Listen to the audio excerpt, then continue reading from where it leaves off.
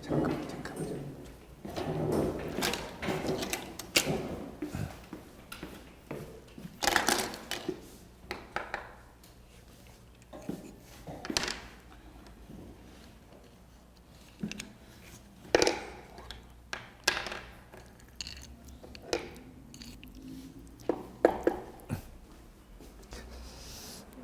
자, 2차 과목 중에서 공법 보겠습니다. 공법. 이 법을 공부할 때는 한자를 알면 도움은 좀 됩니다. 표의 문자니까 한자는 뜻을 나타내는 거고 한글은 뜻을 나타내는 건 아니니까요. 공법이라는 거는 이 반대 공법의 반대가 사법입니다. 사법. 우리 대표적으로 1차에서 공부하는 민법은 사법이고요. 부동산 공법이 있는데 사법은 개인, 사인이잖아요. 사인들 간의 관계를 나타내는 걸 사법이라고 합니다. 개인과 개인과의 관계를, 개인과의 관계를 나타내는 것을 사법이라고 합니다. 이걸 사법. 개인과 개인과의 관계를 나타내는 것을 사법이라고 하고요. 그 다음에 개인과 국가 간의, 국가나 지자체 간의, 국가 등과의 관계를 나타내는 것을 공법이라고 합니다. 공적인 관계입니다. 사생활이 복잡합니까? 공적인 관계가 복잡합니까? 사생활이 복잡하죠? 그래서 사법이 어렵습니다. 민법이 훨씬 더 어렵다고요? 처음에 공부할 때는 민법이 더 쉬워 보입니다. 아까 말했지만 뭐 매매, 임대차 이런 건 들어봤기 때문에 전세권 쉬워 보이는데 어렵습니다. 사생활이기 때문에요. 그래서 사생활이기 때문에 일일이 법조문에 다 둘 수가 없기 때문에 판례가 시험에 많이 나옵니다. 개인적인 사적인 관계를 다 법률로 규정할 수는 없죠. 근데 이 공법은 공적인 관계라고 개인과 국가나 개인과 지자체와 관계, 국가와 국가 간의 관계를 국제법이라 하고요. 지자체와 지자체와 관계 이런 것을 공법이라고 합니다. 그래서 헌법, 행정법, 형법 이런 건 다 공법입니다. 형법은 공법이에요. 살인을 한 사람은 당사자 간에 합의를 하면 처벌받아요, 안 받아요? 합의해도 처벌받아요. 공법이기 때문에. 사법이면 개인과 개인과의 관계, 민법은 합의만 하면 끝이에요. 손해배상 합의만 하면. 근데 공법은 합의한다고 끝나는 게 아니에요. 국가와 개인 간의 관계이니까 개인 간에 합의했다고 끝나는 게 아니에요. 그 공적인 관계는 예를 들어서 건축법에 보면 개인이 건물을 지으려면 내 땅이라도 내 맘대로 건물을 지을 수 있는 게 아니라 시장 군수구청장의 허가를 받아야 된다. 이게 공법이라고요. 그래서 공법은 처음에는 어렵지만 공부를 하면 할수록 쉽습니다. 공적인 관계는 다 법조문 위주로 나오고 판례는 거의 안 나와요. 왜냐하면 이게 건축 허가 받아라고 돼 있는데 뭐 허가 안 받겠다 할 수가 없는 거잖아요. 법조문에 딱 받으라고 하면 받아야 되니까.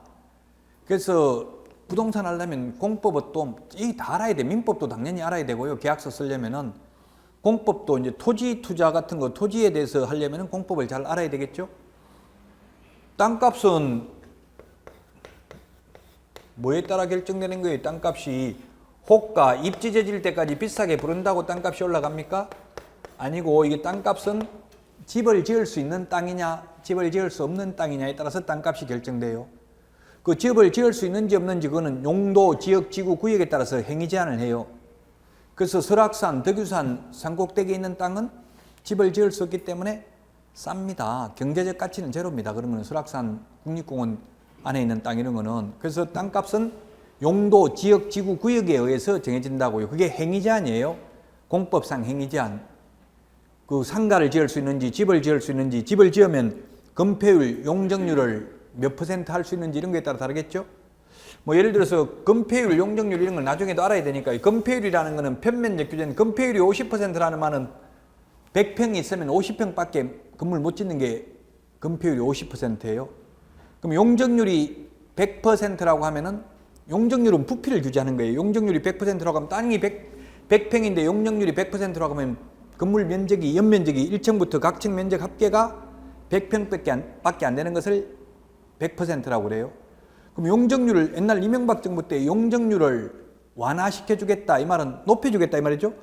용적률을 높여 주면은 삶의 질이 향상됩니까? 저하됩니까? 용적률을 높이면 높일수록 삶의 질은 저하되죠. 땅은 정해져 있는데 높이를 자꾸 높게 올리면 공기순환이 안 돼가지고 안 좋아져요. 저 홍콩이나 이런 데 가보면 완전히 홍콩은 밤에 가보면 죽이는데 낮에 보면 완전히 아파트 막 50층, 80층 이렇게 돼 있다고 쓰러지기 일보 직전이에요. 공기순환이 안 되고 이러면 삶의 질이 저하돼요. 그래서 지금 뭐 강남 같은 데는 용적률이 220%고 분당 같은 데는 180%고요. 지금 시흥시에 짓고 있는 신도시 이런 거는 150%입니다. 용적률이. 용적률이 150%라고 하면 땅이 100평이 있으면 그 건물 1층부터 꼭대기층까지 다 합한 면적이 150평밖에 안 된다는 이야기죠. 그럼 높이 올리면 올릴수록 빈 공간이 많을 거 아니에요. 공원 같은 게 생기고 그러면 삶의 질이 높아지는 거죠. 용적률이 낮으면 낮을수록 건폐율이 낮으면 낮을수록 이 삶의 질은 높아진다고요. 이런 것들을 이제 공법에서 조금 생각을 하면서 암기를 해야 돼요. 그래서 용적률이 뭔지 건폐율이 뭔지 모르면 인터넷으로 쳐보면 나와요. 근데 공법에 딱 법조문에 정해져 있어요. 건폐율은 뭐 대지 면적분의 건축 면적 곱하기 100 이렇게 딱 정확하게 나와 있다고요. 용적률은 대지 면적분의 건축 연면적 곱하기 100 이렇게 나와 있어요. 연면적이라고 하면 또 각 층 바닥 면적 합계를 연면적이라고 합니다. 그래서 용어의 정의가 중요합니다. 사법은 용어 정의가 없는데 공법은 용어 정의가 딱 있어요. 우리 공인중개사법에도 있고 공법에도 용적률이 뭐다, 건폐율이 뭐다, 기반시설이 뭐다 이런 용어 정의가 다 돼 있다고요. 건축물은 뭘 건축물이라고 한다 이렇게 용어 정의가 돼 있어요. 그 용어 정의가 가장 중요해요. 1조가 목적, 2조가 용어 정의 이렇게 나와 있어요. 그 법의 목적이 1조에 나와 있고요. 2조가 용어 정의입니다. 그 용어를 알아야 된다. 공법은 공적인 관계를 다루는 거니까 처음에는 어렵지만 하면 할수록 공법은 쉽습니다. 사법은 사생활은 캐면 캘수록 어렵습니다. 그래서 사생활은 전부 판례예요. 갑을병정 나와요. 갑이 어떻게 했다, 어디 어떻게 했다 이렇게 판례가 나온다고 사생활이니까. 공적인 관계는 판례, 공법은 나올 게 없어요. 한두 문제 나와요. 많이 나와봐야. 자, 그래서 공법은 우리나라에 공법이 약 350개의 공법이 있어요. 그걸 다 나오는 게 아니고 부동산 공법이 약 350개예요. 부동산 관련 공법만. 헌법, 행정법, 형법 이런 것도 공법인데 그런 거 빼고 부동산 관련 공법만 해도 350개인데 그 중에서 6개 법만 시험에 나옵니다. 그 6가지가 뭐냐면 국토의 계획 및 이용에 관한 법률입니다. 그냥 줄여서 국토법이라고 하겠습니다. 국토의, 줄이면 안 되겠네. 이게 국토의 계획 및 이용에 관한 법률. 이게 12문제가 출제됩니다. 40문제 중에서 6개 중에서 가장 많이 나오는데요.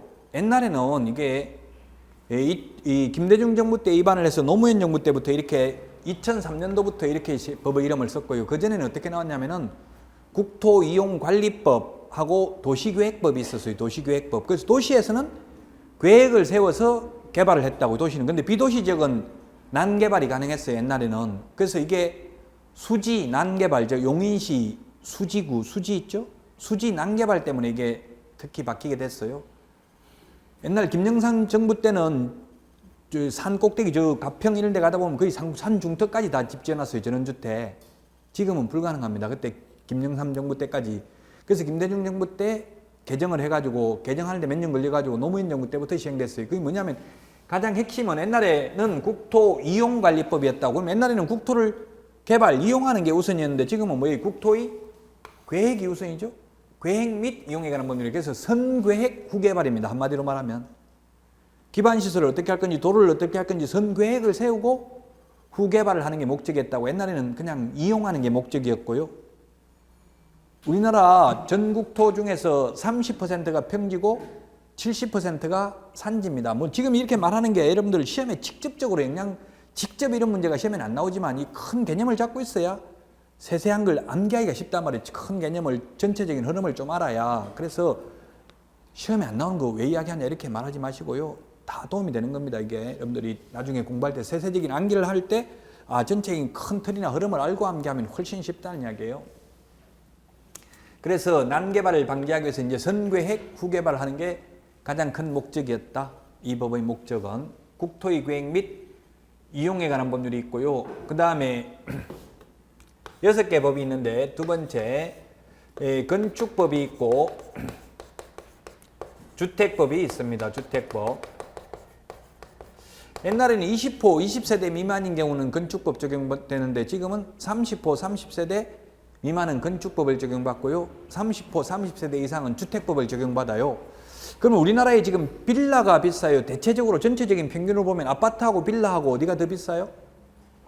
아파트가 비싸죠. 아파트가 비싸다는 것은 아파트에 대한 규제가 더 심한 거예요. 규제가 심하고 용적률 건폐율을 낮추면 더 오히려 집값이 올라간다고, 삶의 질이 향상된다고 했죠.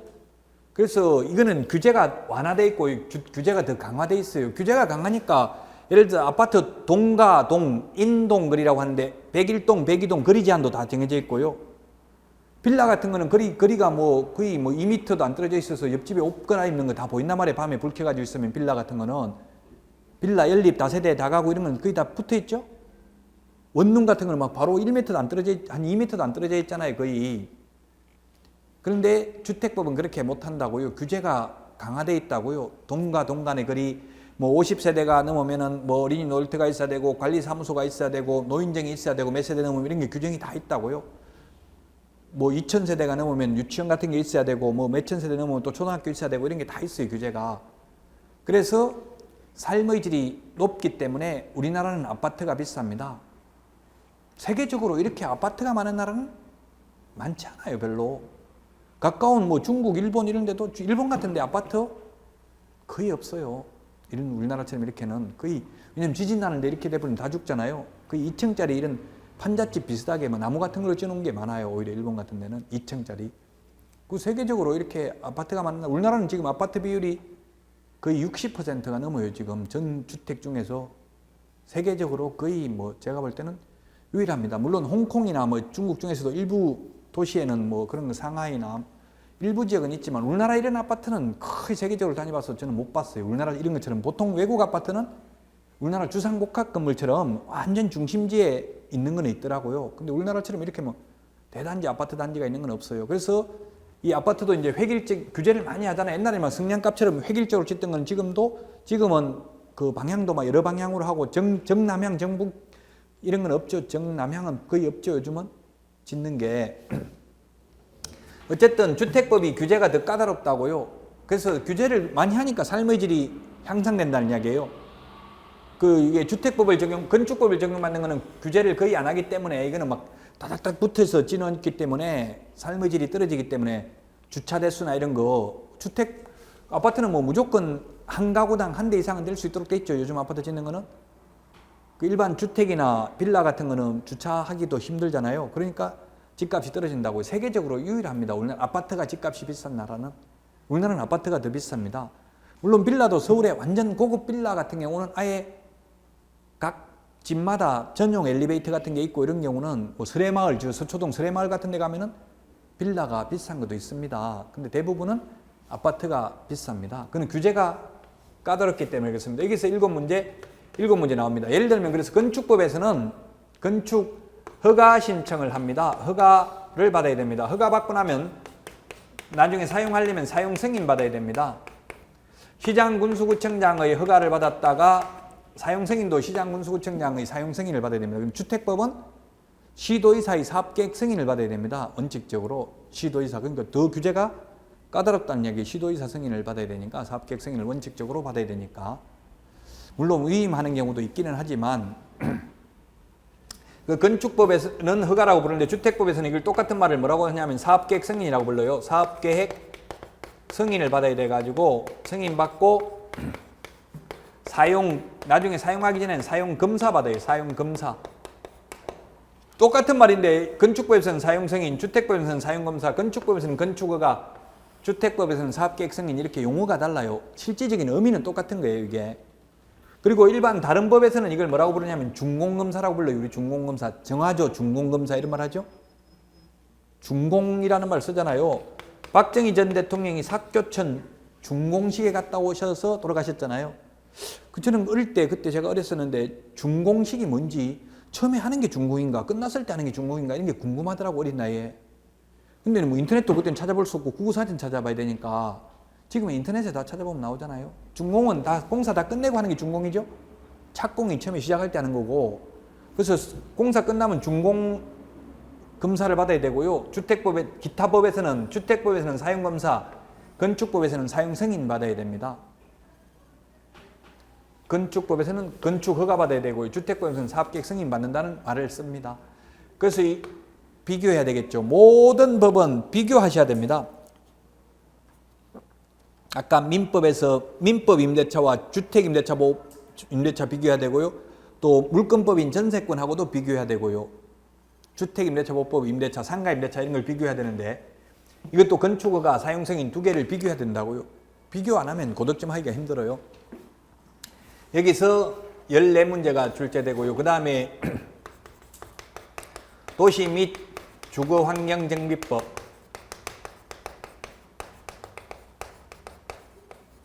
그 다음에 도시 및 주거환경정비법, 도시개발법 두 개가 있는데 각각 6문제씩 출제됩니다. 6문제씩 해서 12문제 출제됩니다. 여기에서 14문제 출제되고요. 그럼 몇 문제예요, 총?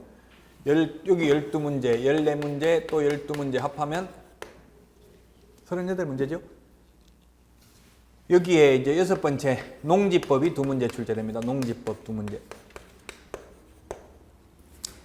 자, 그럼 도시 및 주거환경정비법이라는 거는 뭐냐 하면 이게 뭐예요, 이게?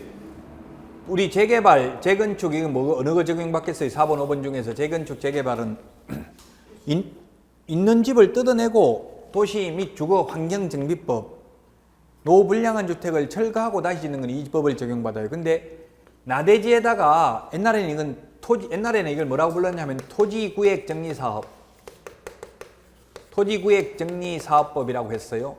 옛날에는. 그 말은 지금 나대지를 임야라든지 전답을 대지로 만드는 거죠. 나대지를 개발하는 게 도시개발법 적용을 받고요. 요거는 있는 노불량한 주택을 철거하고 다시 짓는 거는 이 법을 적용받아요. 그래서 비교를 해야 된다고.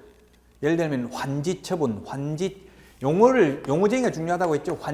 환지라는 말은 뭐예요? 바꿀 환자잖아요. 땅을 바꾼다 이 말이죠. 환지처분이라는 건 뭐냐 하면 예를 들면 이런 기본을 조금만 알고 있는 게 좋아요. 이렇게 나대지로 뭐 예를 들면 A, B, C 이렇게 있는 걸 이걸 갖다가 토지구역정리사업, 옛날로 말하면 지금은 도시개발사업을 이렇게 반듯하게 만들면 라지 A가 환지, 땅을 바꾼다. 막 이상하게 생긴 땅을 이제 개발을 해가 이렇게 바꾼단 말이에요. 땅 모양을 바꿔가지고 다시 주는 게 환지처분이라고 그래요. 땅을 다시 줘요. 그러면 이게 100평을 환지처분을 하면, 개발을 하면 이게 땅이 늘어나겠어요? 줄어들겠어요? 줄어들죠. 50평으로 예를 들어서, 물론 평이라는 말은 쓰면 안 됩니다. 제가 편의상 여러분들도 쓰고 있기 때문에 첫 시간이니까 쓰고요. 평이라는 말 쓰면 안 되고 미터법인 제곱미터를 써야 됩니다. 평이라는 말 쓰면 이게 척관법을 쓰면은 계량에 관한 법률 위반입니다. 계량에 관한 법률 위반으로 100만 원 이하의 과태료입니다. 그렇게 하다 보니까 지금 포털 사이트에 보면은 3.3제곱미터당 얼마 이렇게 많이 나온 거 봤죠? 그는 평당 얼마다 이 말의 결론을 말하면. 근데 다음이나 네이버 같은 데 시세 검색을 하면 1제곱미터당 얼마 이렇게 돼 있어요. 그럼 서울 같은 데 지금 제곱미터당 600만 원 이렇게 돼 있더라고요. 그럼 제곱미터당 600만 원이면 평은 1,800만 원, 2,000만 원 가까이 되는 거예요. 평당은. 그 평이라는 말 쓰지 말라고 했는데 이게 계량에 관한 법률이 40년이 넘었는데도 아직도 쓰잖아요. 손님들 오면 몇 평짜리 아파트 이렇게 돼 있어요. 그 분양광고 이런 거 보면은 9 몇 평 이렇게 적어놓고 지금은 뭐 74제곱미터 보통 뭐 59제곱미터가 24평이고요. 보통 보면은 그래 74제곱미터가 30평, 뭐 84제곱미터가 33평, 34평 이렇게 돼 있어요. 지금 어쨌든 뭐 제가 편의상 평이라고 쓰더라도 여러분들 나중에 시험에는 평이라고 안 나오고 다 제곱미터로 나오고 등기사항 증명서나 토지대장, 임야대장 이런 각종 공부를 떼보면 다 제곱미터로 돼 있어요. 그럼 우리가 확인설명서나 계약서에 면적 적을 때는 그 토지대장, 임야대장에 있는 면적 보고 적으면 되거든요. 그게 제곱미터라고 돼 있다고요. 이런 것도 옛날에 시험에 이런 것도 나왔어요. 1제곱미터는 0.3025평이고 1평은 3.3058제곱미터입니다. 이런 것도 옛날엔 시험에 나왔다고요. 요즘은 안 나오겠죠. 이런 걸 자꾸 이런 걸 시험에 낸다는 거는 결국 평을 쓰지 말라고 해놓고 쓰라는 말하고 똑같은 거잖아요. 그래서 요즘은 시험에는 잘 안 나옵니다. 옛날에 과거에 한 3번 정도 환산하는 게 시험에 나왔고요. 시험에 안 나온다 하더라도 현업에 가면 알아야 돼요. 손님들은 자꾸 몇 평을 원하는데 그 평하고 제곱미터하고 계산할 줄 모르면 안 되겠죠.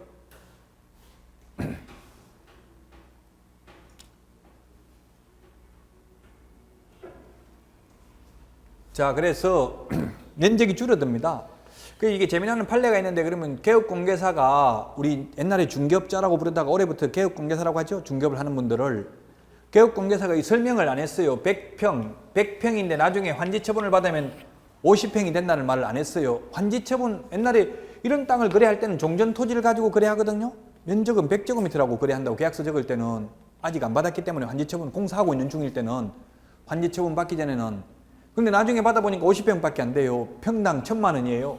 50평이면 5억이에요. 5억. 5억 손해배상하라고 소송 제기했어요.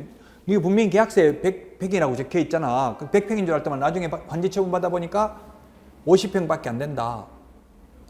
손해배상 해달라 이렇게 했어요. 손해배상 해야 될까요? 안 해도 될까요? 여러분들 생각에는? 안 해도 된다는 게 판례입니다. 도시개발사업, 즉 토지구획 정리사업이 진행되면 면적이 줄어드는 것은 상내인 바, 한자로 이렇게 적었어요.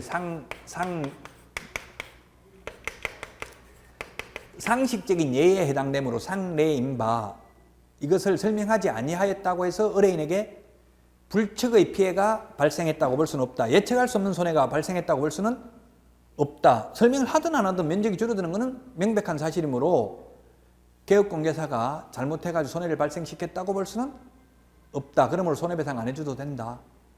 이렇게 판례가 나왔어요. 그럼 여러분들은 현업에 나갔을 때는 이게 말로 하는 게 중요한 게 아니라 확인설명서에다가 문서로 적는 게 중요하겠죠?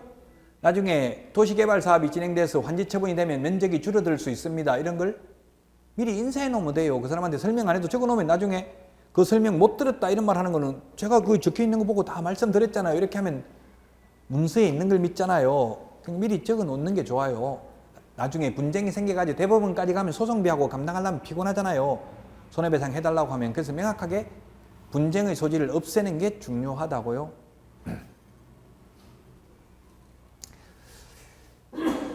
자, 그래서 이렇게 나대지를 개발하는 건 도시개발법을 적용받고요. 토지구획정리사업, 논밭, 전답, 임야 이런 걸 대지로 전환하는 게 도시개발법 적용을 받고요. 지금 이 재건축, 재개발처럼 노후불량한 주택을 철거하고 새로 짓는 것은 도시 및 주거환경정비법을 적용받아요. 이거는 도시개발법에서는 아까 환지처분이라고 했는데 도시 및 주거환경정비법에서는 관리처분이라고 그래요. 관리처분이라는 거는 재개발을 해가지고 뭐 아파트 몇 동 몇 호가 내가 되는지 그게 정해주는 걸 관리처분이라고 그래요. 여기서는 토지에서는 환지처분이라고 부르고, 그래서 똑같은 의미인데 용어가 다르다고. 그러니까 두 개를 비교해야 된다고. 이 두 개 법을 주택법하고 건축법 비교해야 돼. 그 고득점은 어디서 해야 되냐면 이 주택법, 건축법 이거 두 개 비교하는 건 간단해요. 간단하다면 좀 이상하지만 하기가 쉬워요. 암기하기가. 이 두 개에서 고득점을 해야 돼요. 대부분은 국토의 계획 및 이용에 관한 법률 모든 법은 다 앞에가 어렵습니다. 제가 강의하는 요 과목도 앞에가 어렵습니다. 맨 앞에 첫 시간이 가면 갈수록 쉬워요. 이것도 마찬가지로 공법도 맨 앞에가 어렵고요. 민법도 총칙 부분이 어렵다고 맨 앞에가. 학계로는 맨 앞에가 어렵진 않아요. 학계로는 그냥 맨 앞에는 그 기본적인 이론이니까 그렇게 어렵진 않은데 나머지는 첫 시간이 다 어렵습니다. 첫 시간에. 자, 이렇게 있고 그 다음에 지금 5과목 했는데 이제 마지막으로 농지법인데 옛날에 김영삼 정부 때까지는 임야를 많이 개발을 했어요. 우리나라 전국 토의 70%가 산지고 30%가 평지인데 그 30% 평지 중에서 도시와 용지는 공장, 그 다음에 상가, 주택은 7%가 안 됩니다. 그럼 나머지 24% 정도, 23, 4% 정도는 뭐겠어요? 그러면 평지 중에서 도시와 용지라고 하면 이렇게 아파트라든지 공장이라든지 상가 이런 거 뺀 나머지 약 24%는 농지입니다. 농지. 그러면 앞으로 개발을 하려면 농지를 개발할까요? 산지, 임야를 개발할까요? 농지를 개발해야 됩니다. 왜냐하면 우리나라는 지금 농어촌 특별세라는 게 있어요. 그래가지고 농업인들에게는 엄청난 혜택을 주고 있습니다. 예를 들면 비닐하우스라든지 작물 재배사라든지 뭐 이런 거 꽃감 건조장이라든지 이런 거 뭐 사과 뭐 말리는 거 이런 거 만들면 전부 정부에서 옛날에는 100% 보조해 줬어요. 요즘은 한 50% 정도는 보조해 줍니다. 뭐 가지고? 농어촌 특별세 가지고. 왜냐하면 우리나라 경쟁력이 약하기 때문에 외국 농산물이 수입되면 경쟁력을 강화시키기 위해서 엄청난 보조를 해준다고요. 뭐 심지어 농업인들은 지금 국민연금 이런 것도 50% 보조해 줍니다. 그래서 농사를 안 짓는 길이 우리나라가 잘 사는 길이라고요. 그러려면은 도시 사람들이 비싼 가격에 취득을 해줘야만 되겠죠. 그래서 원래 농지법은 헌법에 보면 농지는 경자유전의 원칙이다.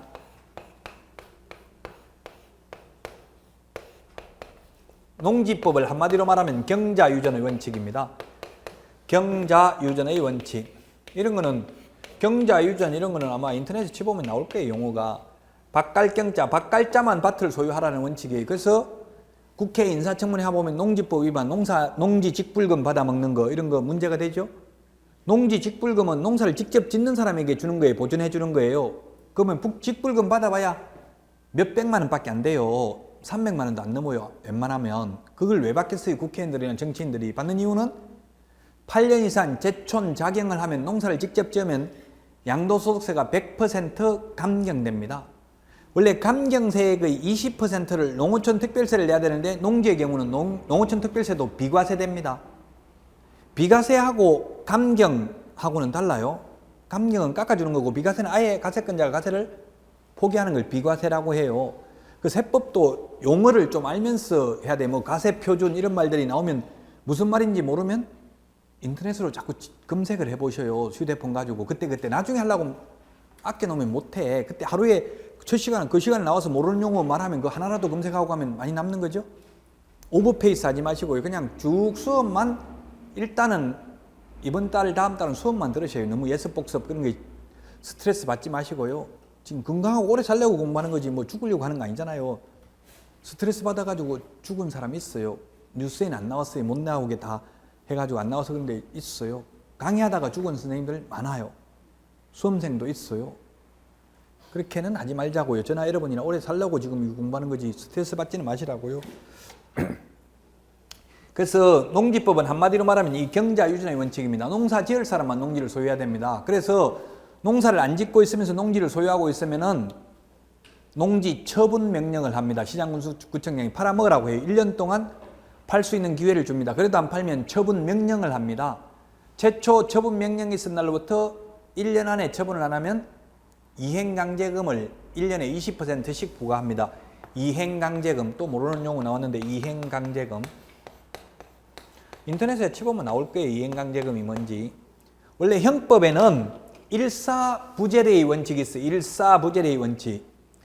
일사부재래의 원칙이라는 말은 뭐냐면 이거 한자 적으면 또 짜증날 수 있으니까 그냥 일사부재리, 일사부재리. 하나의 사건으로 다시 재론하는 것, 두 번 논하지 않는다. 즉, 한 번 재판받은 거 가지고 옛날에 그 과거 정권을 보면 김대중, 김영삼, 노무현도 모르겠네. 노무현 전 대통령 잘 모르겠는데 어쨌든 이명박도 마찬가지네요. 전부 다 아버지 대통령 할 때 아들들이 다 처벌받았어. 물론 이명박 대통령 무혐의 처분받았는데 아들이 처벌을 안 받았는데 어쨌든 아버지 재직 기간에 전부 다 재판을 하든 뭐 수사를 끝냈어요. 그 이유는 아버지 때 재판받아가지고 너무 약하게 받았으니까 아버지 끝나고 나면 더 무겁게 한 번 더 받아라 이렇게 할 수가 없어요. 한 번 재판받으면 끝이에요. 더 이상 그 사건 가지고 다시 두 번 처벌할 수는 없어. 그게 일사부재의 원칙이라고요. 그래서 다 자기 아버지 대통령 할 때 다 처벌받았어요. 아들들이 대부분. 아버지 끝나고 나면 더 무겁게 받을 가능성이 많으니까 차라리 있을 때 받아버리자. 일사부재의 원칙 때문에 그래. 한 번 재판받은 것은 다시는 두 번 처벌할 수는 없는 게 일사부재의 원칙이에요. 그러나 이행 강제금이라는 거는 이거는 한 번만 부과하고 끝이 아니에요. 이행을 강제하기 위해서 예를 들어서 아까 건축법에서 건폐율 용적률을 위반했어요. 예를 들어서 5층밖에 못 짓게 돼 있는데 불법으로 6층을 정축했어요. 그러면 그게 사실상 다 부수고 5층으로 하다가 잘못하면 건물 무너질 수도 있거든요. 그러니까 그는 그냥 계속 원상복구 시킬 때까지 계속 이행강제금을 매년 부과합니다. 보통 매년 두 번 부과하는 경우도 있고 한 번 부과하는 것도 있고요. 계속 이행할 때까지 계속 부과하는 게 이행강제금이에요. 위반하면 옥탑방을 몰래 하나 만들었으면 그 원상복구 시킬 때까지 계속 부과한다고요. 근데 현실적으로는 원상복구는 거의 안 시키고 돈만 받아요. 돈만. 원상회복 잘못 시키려고 하다가 그 건물 무너져 버리면 또 골치 아프잖아요. 다 뜯어내면 올리는 것도 어렵지만 그 철거하는 것도 힘들거든요. 원상복구 시키는 것도. 그래서 그러면 제가 있는 데는 거의 다 이게 다가구는 대부분 다가구 주택은 불법입니다. 다가구. 다가구가 원룸 주택이 불법인데 제가 아는 분은 저게 방이 원래는 3개여야 돼요. 그 3개여야 되는데 불법으로 대수선을 했어요. 대수선. 대수선이라는 말도 건축법에 보면 나와요. 대수선이 뭔지 나오는데 대수선을 해가지고 방을 5개를 만들어 버렸어요. 그래서 방을 5개 만들었어요. 지하 1층, 3층, 지상 4층 해가지고 5개 만들었어요. 2개씩 해가지고 하나, 둘, 셋, 넷, 8개가 방이 늘어났어요. 방 한 개에 무보정 월세는 40만 원이고요. 보증금 500만 원 걸으면 30만 원입니다. 지금 오산 골동이라는 데가 있는데 지금 우리나라에서 다가구 원룸이 가장 많은 지역이 오산시 골동이고요. 두 번째가 시흥시 정왕동입니다. 이건 중국 웹사이트에 중국의 조선족이라고 하죠. 우리는 제일동포라고 하면서 조선족이라고 하는 표현은 조금 부적절하긴 합니다. 중국 동포라고 하겠습니다. 중국 동포들 그 사이트에 보면 그렇게 나와 있더라고요. 우리나라에 가장 다가구 원룸이 많은데 경기도 오산시예요. 이게. 근데 이게 뭐 원룸이 엄청나게 많은데 이게 보면 거의 99%가 불법이에요. 99%가. 불법인 이유가 주차장법을 만족을 시키지 못해서 주차 대수가 한 가구당 한 대씩 있어야 돼요. 그 주차할 데가 없으니까 그냥 불법으로 근린생활시설로 허가내가지고 뭐 근린생활시설 이런 말도 다 나중에는 건생 막 줄여서 이렇게 말하는데 근린생활시설 이게 뭐예요? 뭐 의미를 생각하면서 암기해야 돼. 가까울 건자 이웃님자에 가까이 있으면서 이웃에 가까이 있으면서 생활의 편익을 제공하는 시설을 근린생활시설이라고 그래요. 공법에 나오는 용어예요. 1종 근린생활시설, 2종 근린생활시설 이런 말을 해요. 그럼 1종은 주거환경을 침해하는 요소가 적은 것, 2종은 주거환경 침해하는 요소가 조금 큰 것을 말해요. 그럼 우리 중개사무소는 2종 근린생활시설이에요. 음식점 같은 거는 냄새나고 이러니까 2종이 많아요. 냄새나고 이런 것들은 그냥 단순하게 뭐 세탁소, 이발소 뭐 이런 거는 1종 근린생활시설이에요. 미용실 이런 거는. 기원 같은 거는 2종이에요. 기원은 뭐 담배 피우고 이렇게 하니까 좀 주거환경을 침해하는 요소가 많아가지고요. 그럼 어디에 1종 근린생활시설은 뭐 지을 수 있고 이렇게 딱 용도 지역 지구별로 지을 수 있는 건물이 정해져 있기 때문에 그에 따라서 땅값이 결정된다고요. 가장 땅값이 비싼 건 아까 제가 주택을 지을 수 있는 곳이라고는 했는데 더 비싼 곳은 사실은 상가를 지을 수 있는 데가 더 비싸죠. 중심상업지역. 이 최고 비싸긴 합니다. 중심상업지역. 그 큰 빌딩 올릴 수 있는 곳. 그 다음에는 이제 주거지역이에요. 자, 그래서 이런 용어가 나올 때마다 여러분들은 자꾸 인터넷으로 검색을 해보시라고 처음 들어보는 말이면 요즘 뭐 인터넷에 다 나오니까 지식의 바다니까 없는 게 없어요. 네이버나 다음에 검색을 해보시면. 그런데 이렇게 이제 방을 8개 넣어서 40만 원씩이면 8개면 48, 32, 월세가 320만 원이 더 나와요. 이게 불법으로 개조하면.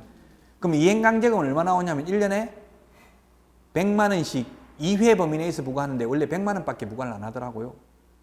그러면 제가 이게 중개를 하면서 불법이라고 하니까 손님들이 나는 불법은 죽었다 깨나다 한다 막 벌쩍 뛰더라고. 손님 와서 이게 불법이라고 이야기하니까 그 설명도 들으려고도 안 해요. 그냥 불법이라는 그 말 자체 나는 불법은 안 한다. 지금 뭐 교회 다닌다, 권사다 이런 말씀하시고 그래요. 근데 설명을 하면 이게 만약에 그래 이게 불법 이렇게 돼서 사실 설명을 들어주면 좋은데 길게 하려고 들어주질 않거든요. 그래서 문제예요.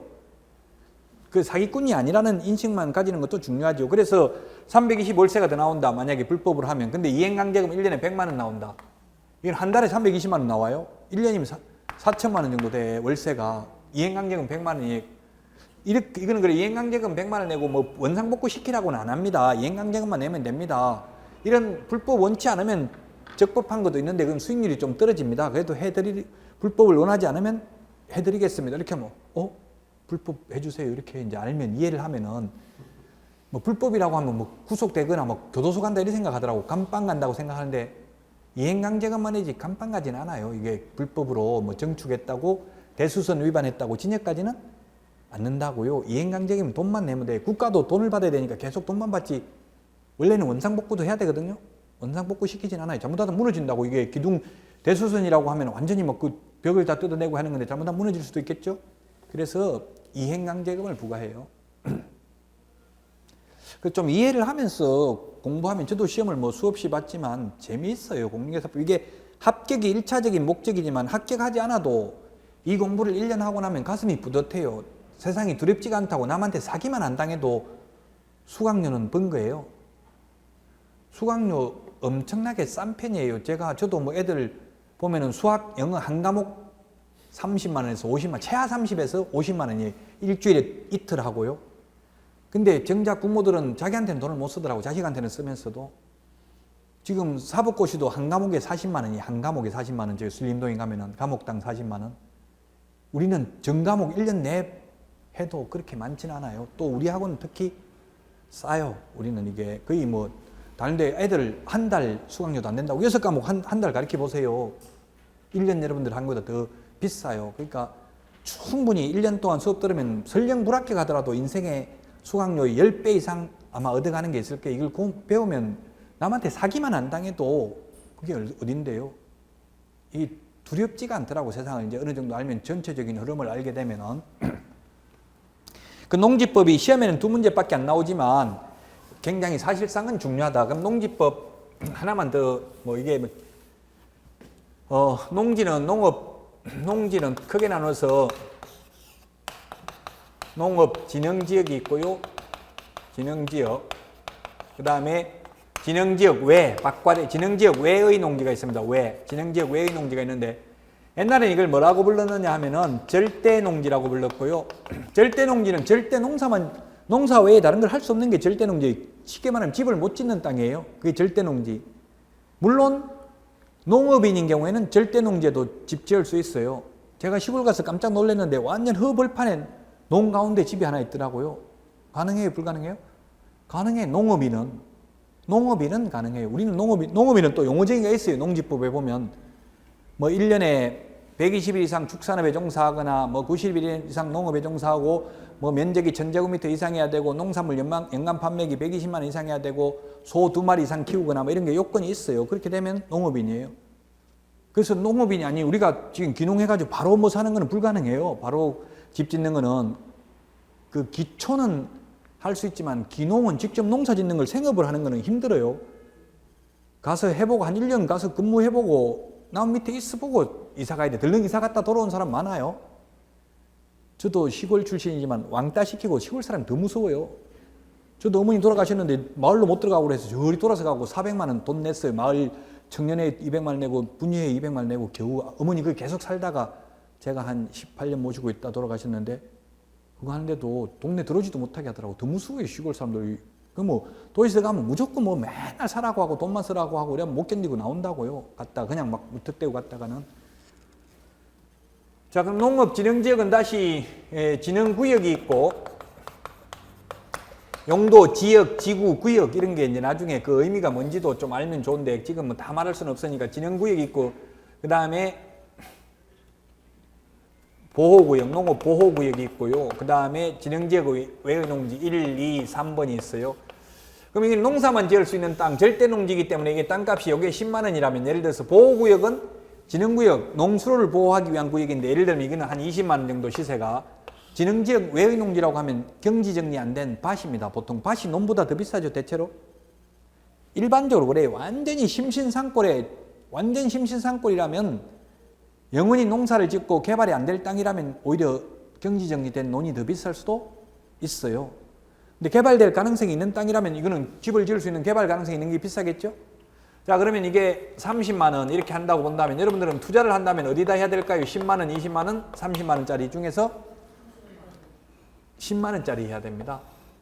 워렌 버핏이 주식 투자할 때 내재가치, 미래가치 투자법이라고 했어요. 미래가치를 보고 해야지 현재 가격이 중요한 게 아니라고요. 그러면 우리나라 전국토의 지금 50% 진흥구역을 향후 10년 안에 다 해제하기로 노무현 정부 때 이미 프로그램이 나와 있어요. 지금도 계속 해제하고 있습니다. 농사를 안 짓게 만들어야 돼, 농업인들. 그래서 진흥구역에서 해제될 예정인 땅을 구입하면 자동적으로 해제되는 순간 30만 원 되니까 돈 버는 거예요. 땅은 사가지고 내가 팔고 싶다고 팔 수 있는 게 아니에요. 필요한 사람이 살라고 해야 파는 거예요. 그냥 못 팔아요. 그러니까 뭐 산을 완전히 예를 들어서 제가 아는 사람 돈 번 사람 많아 있지. 인천에 인천공항 가는데 그 뭐 인천대교인지 뭔지 모르겠는데 지하철 가는데 그게 돌산 사가지고요. 벼락부자 된 사람이 있어요. 돌산 아무 돌산 그 개발만, 그 만약에 철길이 안 나면은 전혀 개발이 안 돼가지고 쓸모없는 땅이거든요. 근데 거기 그 인천대교 다리 놓으면서 그 돌산을 30만 원? 그 원래 트럭 한 대에 30만 원이 30만 원. 그 평당 30만 원인가 팔았어요. 그 몇십만 평 되는 걸. 왜냐면 그 돌을 다른 데 가서 싣고 올라고 하면 운반비만 30만 원이게 멀리서 싣고 올라고 하면 한 차에. 그럼 가까운 데서 그냥 평당 30만 원 해도 이익이거든요. 공사하는 사람도.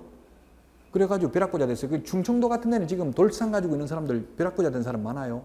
충청도 개발 많이 하잖아요. 세종시하고 많이 하잖아요. 옛날에는 그 아무 쓸모없는 땅이었거든요. 내가 팔고 싶어도 못 팔아요, 돌산. 그런데 이렇게 개발을 해서 그 사람들이 필요하니까 자꾸 사라고 막 팔아라고 찾아온다고요. 그래야 팔 수 있는 거예요, 땅은. 그러니까 뭐 이게 뭐 1년 안에 팔고 이렇게 하기는 쉽지가 않아요, 땅은. 그냥 없다 생각하고 몇십 년 살다 보면 어느 날 갑자기 벼락부자 되는 거예요. 그 해제될 땅인 걸 사야 돼. 해제되는 어디부터 되겠어요? 김해평야, 나주평야 이런 대형 평야가 해제되는 게 아니라 대도시 40km 이내에 있는 땅, 대단지 평야가 아닌 땅, 이런 땅이 개발될 가능성이 많아요. 저도 제가 아는 친척도 지금 수원의 영통 이런 데 40년, 50년 전에 땅 사놨다가 뭐 벼락부자 된 사람도 있는데 그때는 그냥 먼밭이었어요. 그 영통이 수원에 영통 이런 거 개발돼가지고 엄청나게 돈 많이 벌었는데 그건 알 수가 없는 게 운이 좀 따라야 돼요. 남들이 막 좋다 하는 지역은 안 돼요. 돈이 안 돼. 아무도 모르게 그냥 쓸모없는 땅이라고 사놨는데 갑자기 벼락부자 되는 경우가 있어요. 그래서 이 산업계 면사무소 이런 데 산업계에 가면 어디가 해제될 땅인지 나와 알려줄 거예요. 안 시골에 가면 뭐 전부 선후배고 몇 번 술 먹고 친절하게 하면 금방 알려줘요. 못 알려주면은 안 알려준다 해도 대충 보면 알 수 있어요. 대도시 근처, 아까도 말했지만 대도시에서 가까운 지역, 지금은 거의 많이 올라 있기는 하지만 그래서 이렇게 해제될 땅을 사는 게 좋다고. 예를 들어서 개발제한구역 이런 거는 개발제한구역은 기간이 없어 정해진 게 영구무한이 가요. 개발제한구역이라고 되면은 거기서 해제되면 땅값 올라가죠. 근데 국가에서 개발제한구역이라고 해서 그 땅 주인에게 보상해 주는 게 없어요. 그냥 강제로 용도지역지구 정해버리면 그게 그래서 참 이게 김영삼 정부 때 김대중 정부가 조금 뭐 어찌 보면 이런 부분에서는 잘한 점이 있는 것 같아요.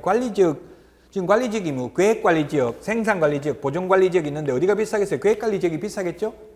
옛날에는 지금 이걸 세분화를 지금 못하고 있는 지역도 있어요. 이걸 전부 다 계획관리지역을 해달라고 하니까 땅 주인들이 세분화 시켜야 되는데 보존관리, 생산관리. 생산관리면 이게 뭐예요? 농사 짓는 땅이죠?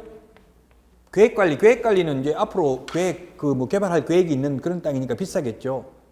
그래서 이게 용도지역지구 구역에 의해서 땅값이 정해지는 거지 호가 내가 비싸게 부르겠다고 해서 비싸지는 것은 아닙니다. 땅값은. 그래서 공법을 알아야 돼요. 특히 토지 중개하려면은 토지 부분을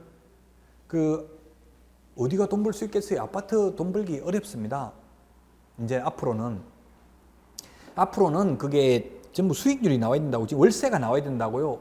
옛날에는 그냥 레버리지 이펙트라고 했는데 지렛대 효과라고 해가지고 대출 받아가지고 융자 받아가지고 사놓으면 이자를 갚아도 나중에 1억 주고 사놓으면 2억 3억 되니까 이자 다 갚아도 돈이 남았기 때문에 투자 대상이 되었는데 지금은 어떻게 될지 몰라요. 미래가 불확실해요. 지금 아마 정책적으로 정부에서 아예 전혀 관여하지 않는다면 무조건 내려갈 가능성이 굉장히 높아요. 근데 정부에서 계속 이자 내려주고 지금 투기를 하라고 부추기고 있는데 지금도 엄청나게 분양 물량이 쏟아지고 있죠. 지금 앞으로 3년 후가 위험합니다. 지금 이제 3년 후에는 폭락할 가능성이 있어요. 정부에서 규제만 안 하면. 근데 정부에서 또 폭락을 하면 우리나라 경제 수레바퀴가 폭락을 하면 타이어 펑크난 거에 굴러갈 수가 없어요. 경제가 폭등을 하면 바람이 많은 거는 굴러갈 수는 있어요. 누군가가 폭리를 취하지만. 그런데 아예 폭락을 해버리면 전부 다 망하는 거예요. 그래서 정부에서 폭락을 하게 내버려 두지를 않습니다. 어떻게든지 폭락을 안 하도록 하지만 근데 저도 집을 한 15년 동안 10번 넘게 샀다 팔았다 했는데 거의 80%가 망했어요. 이제는 성공할 수 있을 것 같은데 이제 돈이 없어 또 망하고 나니까. 그러니까 돈 버는 거는 운명으로 돈을 쫓아가면 안 되는구나. 운명에 맡겨야 되겠구나 하고 그냥 열심히 이제는 마음 비우니까 오히려 편해요. 편한데 이제 이론적으로는 이렇게 저처럼 말하는 사람이 실제는 부자가 거의 없어요. 그냥 무식하게 그냥 아무 때나 사놓는 게 돈 되는 경우가 많아요. 이것저것 다 따지면 못 산다고 불안해가지고. 어쨌든 농지법이 그래서 농지에 투자해야 된다고 산을 임야는 개발할 가능성이 극히 밖에. 왜냐하면 지금 농사를 안 지어야 되니까. 지금 전 세계적으로 농산물 수출 국가가 50개 국가입니다. 50개. 한 200개 넘는 국가 중에서. 근데 그 나중에 식량이 무기화될 수 있기 때문에 지금은 주말 체험용 농이라는 것을 장려하고 있어요, 우리나라에서. 그래서 비농업인이라도 도시 사람이라도 1000제곱미터 미만 약 300평 정도까지는 약 300평이죠. 1000제곱미터면 3.3으로 나누면 약 300평까지는 주말 체험용 농을 할 수 있어요. 도시민이라도 농업인이 아니라도 농사 지을 수 있다는 이야기, 그걸 장려하고 있어요. 왜냐하면 식량을 무기화했을 때 자급자족을 하도록 하기 위해서, 즉 헌법에 경자유전의 원칙이 있어요. 농지는 절대 농사 지을 사람이 아니면 소유하면 안 된다라고 했는데 지금 농지법에서는 사실상 헌법을 위반하고 있습니다.